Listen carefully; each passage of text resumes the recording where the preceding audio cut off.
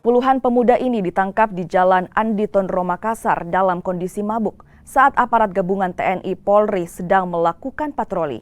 Sejumlah barang bukti berupa minuman keras tradisional jenis balok dan senjata tajam ditemukan di lokasi. Selain itu, 30 unit motor tanpa surat kendaraan disita sebagai barang bukti. Polisi menduga puluhan pemuda ini akan melakukan aksi penyerangan usai pesta minuman keras.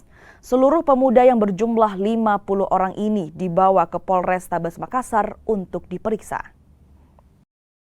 Diamankan oleh petugas gabungan, ada Polsek Tamalate bersama patroli gabungan dari Sabara Polda, Polrestabes Brimob, ada POM TNI, bersama-sama mengamankan, sebenarnya dibawa ke Polrestabes.